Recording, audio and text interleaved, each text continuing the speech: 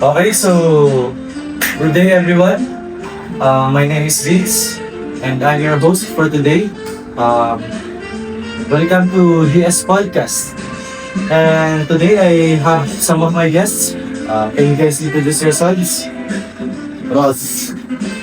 My name is Benjamin. My name is Jerry. Okay, so thank you guys for coming here. So, kaya dito, dahil pag-uusapan natin yung essay ni Rizal.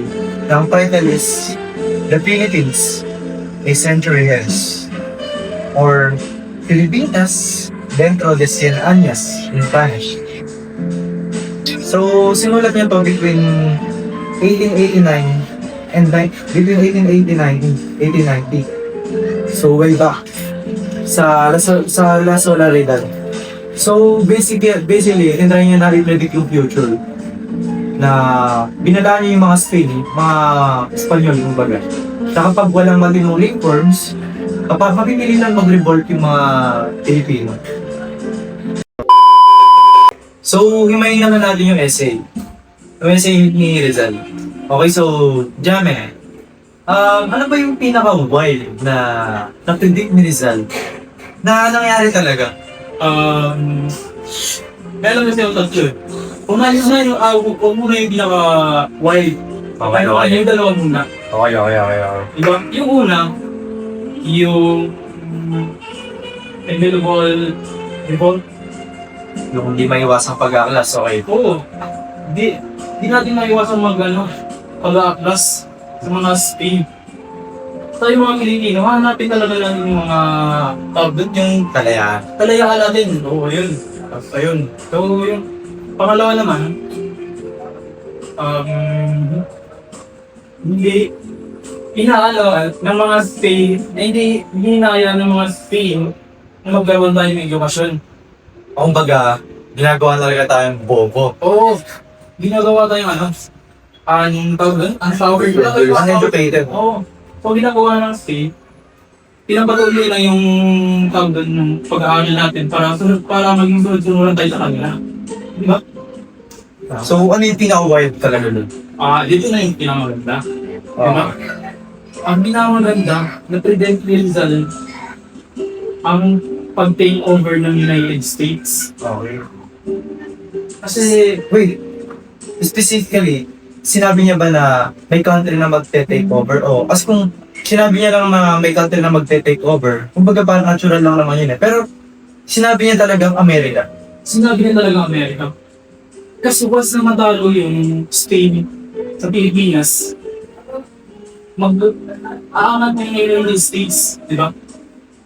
Once na umawag yung Amerika, wala na.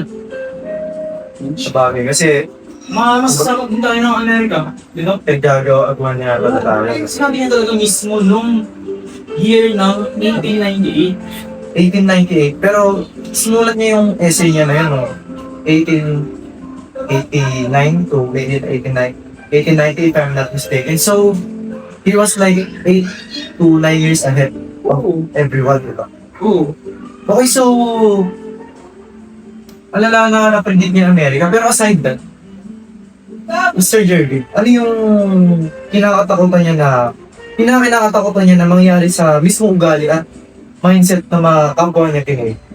Yung masasabi namin itong yung balon niya na may balon or yung nagiging sakit ng mga Pilipino dahil sa pagsakop ng Teka, Kastila. ano ba yung colonial mentality? Sa bakit niya sinabing maging sakot?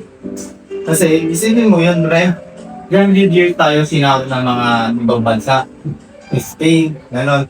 Sinabihan tayo ng inferior.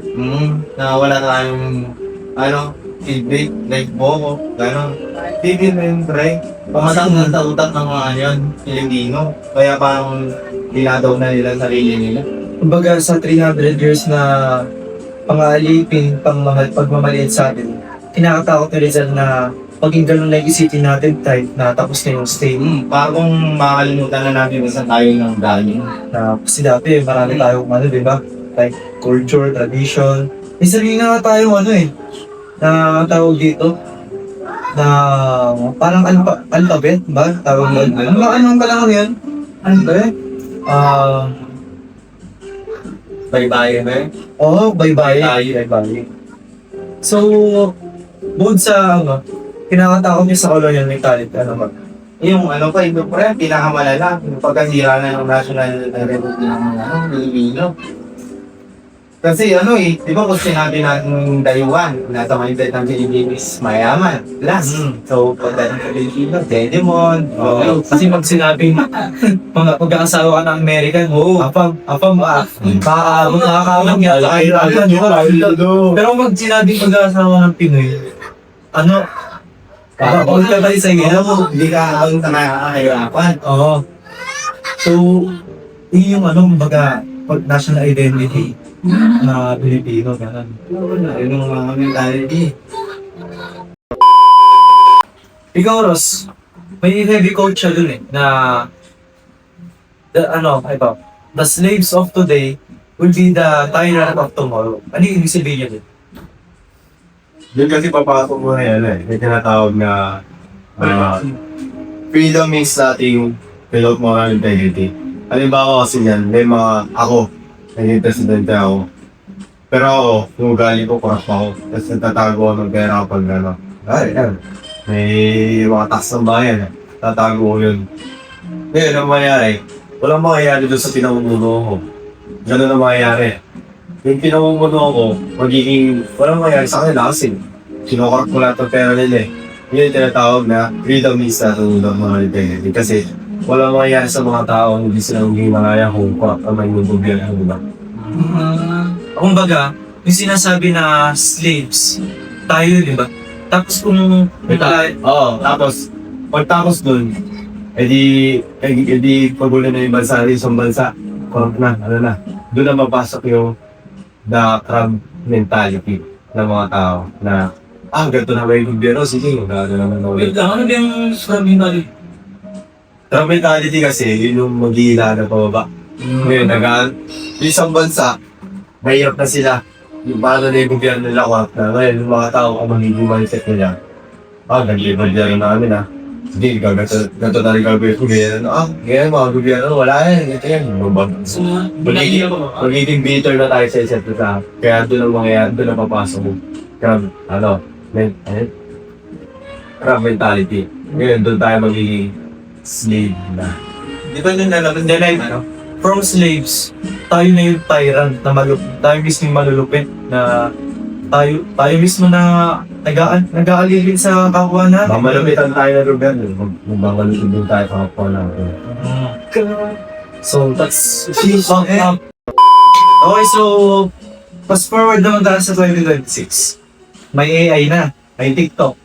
Mabilis kumalat kung ano man yung mga nasa internet. Pero nakamove on na ba tayo sa mga social cancers na tinutukoy ni Rizal? Ikaw, Ross, anong Wait lang yun Ano yung social cancers? Ano yun? social cancers, yun yung novel na sinulat ni Rizal. Pero, yung may sinabi siya kung sino yung mga social cancers. At ito yung mga flyers na inapunta ng mga Pilipino. Isa rin yung mga Pilipino na nalulus ang national identity nila. Dahil yun sa colonialism, gano'n. Kumbaga, yun yung mga social cancers na dapat kung gusto ni Rizal, maiwanan na yun, di ba? Pero ikaw, Ross, anong take mo sa social media and digital nationalism natin ngayon? Sa akin, kasi sa generation kasi natin ng mga Gen Z, maganda sa akin, sasabi ko sila, maganda yung generation natin yun. Kasi kung usapan ko social media, tapos 80% na gumagamit ng social media is mga Gen Z. Maganda. Kasi sa social media kapag may mga viral na nakakarating kagad sa atin. Tapos, sa Philippines, yung nag-aaway-aaway yung mga Chinese, mga Korea, mga mabilis tayo kagad, nagtatanggal natin yung bansa natin. Alam ko, nag-top 1 pa tayo sa Twitter nun Oo Tapos kinakapayan pa tayo ng ibang bansa, di ba? Kasi nakakita tayo. Pero alam, ang downside nga lang may mga fake news sila mabilis kumala. Kasi Hindi naman lahat ng Gen Z sangayon sa tamal lang. Mga feelings na pag ano mo, papaniwala ka agad, di ba? Kasi kahit ako mismo ako mismo, hindi ako, may mga video na akala ko hindi AI, pero AI pala talaga. So imagine tayo na mas digital, mas ano tayo, di ba? Mas nakano tayo sa digital. Na yun nga, mas gumagamit tayo ng digital kaysa sa mga nakakatanda sa atin. Paano pa kaya sila? Hindi nila malalaman kung AI ba yun o so yung downside ng internet, kumbaga, kung maaari nating maipakalat yung mga nangyayari, ang bilis na maipakalat yung mga fake news. Pero pa nga marami karamihan sa atin sa mga Gen Z, performative na sa social media. Performative yung mga nakamatcha, tapos partnership na yun. Yan, kasi mga performative na yun sa mga sa generation natin ngayon. May ingay lang sa social media. Dapat ganito ganyan, hindi Pero mo sa gawa. Pero pagdating sa nakita mo sila sa reality, wala na sila magawa. Hindi na. Nakikong-bibig lang sila, di ba? Pag sa social media, makakaway pa yun, di ba? Oo, sabi nga ni Michael Jackson Nandiyan ko lang boy. Sabi nga ni Michael Jackson, yung sa kanta niya ng Mirror Bell, if you want to make the world a better place, take a look at yourself and make the change. Diba? Pero, speaking of real life, let's talk about politics and inequality. Jervin, So, wait lang. Sino ba yung mga tyrants of tomorrow na tinutukoy ni Rizal sa panahon natin ngayon? so yung sinabi nga ni Ross is yung mga tyrant of tomorrow, which is tayo. At yung mga political dynasty at korakong-gigas ngayon. Okay, sinabi ni Ross kanina tawag dito, mga tayo, yung mga slaves tayo natin, tapos yung mga tyrants of tomorrow, bahay tayo na rin. Mga kurang official sa mga panahon natin. Ikaw dyan,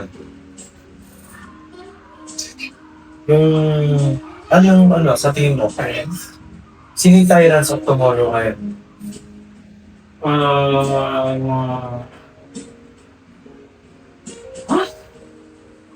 Sino yung tyrants of tomorrow ngayon?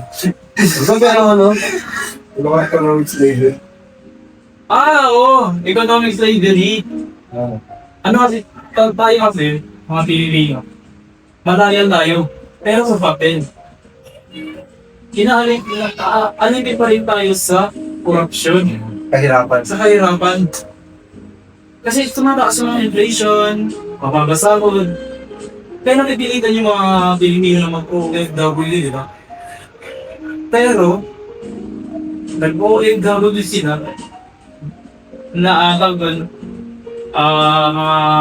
yung boss nila is mga foreign. So, ibig sabihin, alibing pa rin tayo. Sama ko saan? Diba? Okay, so, kumbaga, parang di pa rin tayo nakatakas, di ba? Ano nga ba yung totoo? Malaya ba talaga tayo? Kaya ba talaga tayo, di ba? Kasi kung Marami ba talaga tayo? kung hindi natin papasamuran ng tama yung mga Pinoy, talagang magiging alipin pa rin talaga tayo sa ibang bansa. Ulang kalayaan ba to? Ano to boy? Rito pa rin to. Pero, may gusto na i-bring up sa issue natin. Issue sa identity natin. Kasi generation natin ngayon, masyado tayong nagko-consume ng mga global culture. Like movies, K-pop, music, yung mga music mismo, like western media, fashions, parang hindi natin masyadong tinatangkilik yung sariling mga sariling palabas, sa Netflix, gano'n, mga sariling kanta. Sa tingin nyo ba, dahil sa globalization, nawawala na yung natin, Filipino identity natin? Oo. Biglang ba no? Ang question, di ba? Di, siguro, hindi ba? Hindi pa naman. Pero malapit na. Hindi naman, kasi parang nakaluman lang. Ay, hindi. Sa panahon kasi ngayon, mas tumatagin yung mga tao dahil yung mga Pilipino, mas nagiging aware sa mga nangyayari. Pero kumbaga, Aware, pero papansin mo muna ba sila ng mga ano yun ba? Kumbaga sa mga kasi mas marami yung sa population natin ng uneducated kasi sa educated. Pero ganito kasi, Susunod lang yan.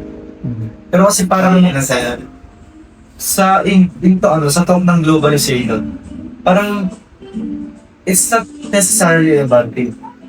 Parang pwede naman tayo mag-set ng boundary. Kumbaga, kung magko-consume tayo ng western media, kailangan din natin ipahayag yung sa atin. Kailangan din natin ikalat yung culture natin, like, kailangan sa bound. Kung magkakaroon tayo ng mga show sa Netflix, kailangan taasan pa natin yung quality, kumbaga, ang mga, kumbaga, ako mismo nanonood ako ng kay Grame. Kumbaga, yung ganong quality. Kahit ang pinuntayan natin, higitan yung ganong quality, sa totoo lang. Yung bawa, Victor Magtanggol, joke lang. Lumakot. Doon yung tendency today.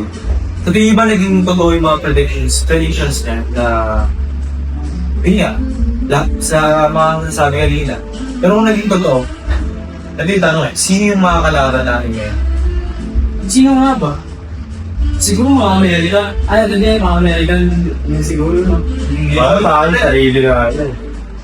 Paano mo nasama yung mga kalaban natin? Kasi, Parang boss ko kayo narinig. ha? Yung narinig. Hindi, kasi sabi mo, tanong mo, sino ba talaga yung mga kalaban natin? Ang sabi ko, parang sa amin, mga sarili natin. Sarili natin. Ano eh? Okay. Hindi kasi malalim na ibig sabihin nun eh. Hindi lang yung nakakalaban natin. Sarili natin mga kabay, ganun. Hindi, sarili natin. Malalim ka rin eh. Total, narinig ko lang siya eh.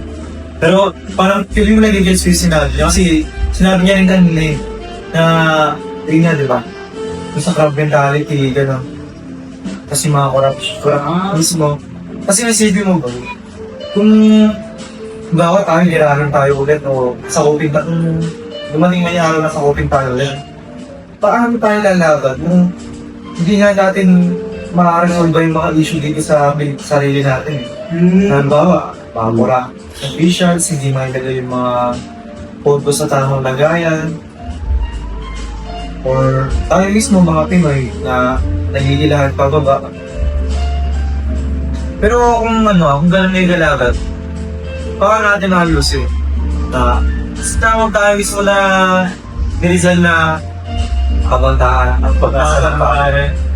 Sabihin, tayo dapat yung tatakas nito. Tayo yung Arts. oo. So, Tayo din hindi na po pwede yan sa mga nakarang lesson ko dapat tayo na. Hindi. Sa totoo lang. Kung tayo talaga, hindi rin natin pwede tumiyak sa mga susunod na Good. Parang ano? pero yun yan, paano yung magiging role natin? Like, paano natin ito, paano natin kasi mararesolve yung issue na Nauna ko kasi. Pero ito tayo kasi di ba sinabi nga ni Roswell ganyan 80% daw ng gumagamit ng social media Tapos internet pa yung pinakamalaking bagay ngayon. Yun na talaga future na to eh. So yun na yung way natin nandun na eh. Yun na yung way natin para yun na ma-resolve yung mga So, ibig sabihin, lagyan niya naman yung internet, ay mga tendency, para ikalat na yung kumbaga hindi lang yung mga yung smart kapag Search gagawin natin yung internet sa yun na sa tama. facts. tapos Gagawin natin sa yung para sa ako dyan nagagamitin natin para sa para ko yan. Talagang yung mga gusto natin sabihin na makakapagpahal sa mga kabataan, makakapagpahal. kasi ito pa diba tayo naman syempre mas tayo hindi tayo aware diba alam natin ay ganyan siguro parang yun na yung mga role natin parang kapag alam natin na AI kumbaga i-plug na natin sa AI kumbaga i-report na natin din parang yung mga nakatanda sa amin na hindi alam hindi na sila mabiktima na pero yun nga eh ang isa sa mga talagang di ko alam kung paano natin malalatanda yung issue naman eh yung corruption kasi nga ito tayo mismo mga bata ngayon pa diba palat na yung paggamit ng AI nagre-reklamo tayo sa corruption pero tayo mismo yung nagladaya sa isa Hindi naman tayo. kasi isipin mo boy kung tayo yung makukuha dun sa kinakukuha nila, gaano ba kasigurado na hindi namin gagawin yung gagawin nila? Na tayo ngayon ba nagigirap tayo slaves, today tayo. Paano ba nakasigurado? Paano tayo nakasigurado hindi tayo magiging tayo ng tomorrow kung sakaling makukuha man tayo dun? Kasi nga, Hindi nakabigay na tayo ng mga kante. ang sarap di ba? Kasi yung sa 1,000, sa halagang 1,000 may nakukulong, may pumapatay. Paano pa kaya nagpusakang bilyon? Magsisinungaling ka lang. Kapag buong angkan mo, magiging apo ng apo mo, hindi na magtatrabaho. Ganun eh. So, nakakasigurado na tayo hindi natin gagawin yun kung sa maliliit na bagay pa lang, sa exam, pagdalaya na tayo, di ba? So, kailangan natin i-hold yung mga sarili natin bilang accountable para ma-break natin mismo yung cycle ng mga sinasabi ni Rizal na tyrants. Okay, bale, solid yung mga binigay nyo. Marami din ako naibigay kasi na-open na yung topic eh. Kasi may mga narinig ko kaya nalalagay ako. Pero yun nga, before we wrap up, hingi ako ng final takeaway sa inyo. Bigyan nyo ako ng isang thought bakit relevant pa rin si Rizal ngayon. Go, Jerby. Para sa amin history rin din set. History na bit. Kung hindi ka lang. Kasi, sige mo, binigyan na tayo ni Risa ng kodi. Tangan natin, hindi ka natin ma-realize na, di ba? Para ayusin natin yung mga transistor Kasi, kung di natin naayusin mo, the next generation will suffer the same corruption cycle. Baga, kung tayo mismo, hindi natin gusto maayos. Yung mga susunod sa atin sila yung mag-a-attempt naman na maayos, di ba? Dapat natin Ngayon pa lang, kailangan na. Uli na. Oras. Ewan ko eh. True nationalism is despite of how flawed and frustrating the country, but choosing to stay and fix and fix everything. Kumbaga, parang kahit gaano yung natutunan mo, Rizal, na kahit gaano pa tagulo yung yung bansa ngayon. Kumbaga, Exit anyway. kahit kailangan pa rin natin Kasi bansa na rin to. kasi kung tatakasan natin lahat ng ganun yung gulungan na to. Nasa yung pagka-Pilipino natin. Parang pinapamigil na lang din natin yung Pilipinas. No? Ikaw, Jan. Sa akin yung realization na si Rizal na isang warning lang. So totally, hindi siya savior. Kasi di ba, patay na siya. Hero na patay. Ano magagawa niya sa problema ngayon? So tayo mga Gen Z, tayo yung hahanap ng solusyon. Di ba? Solusyon. Apply mo ngayon. Okay. Nag-agree ako, pero para sa akin, yung kasi yung essay na The Philippines, a century hints. Kasi yung pinag-uusapan natin, yung mga prediction yun doon. Yung na yun, yung para siyang nakatingin siya sa telescope na parang tingnan tayo ngayon sa 2026. Nandito na tayo. Pero it's up to us to make sure the next century is actually better. Pero yun na nga. So maraming salamat sa pakikinig sa amin. Maraming salamat sa pag-attend sa podcast to. Kaya ako si Bates, ang inyong host. Ako si Nor Jamin, or nalatawag na Jamin. Ako si Jerry. At dito nagtatapos ang Aming programa. Podcast pala.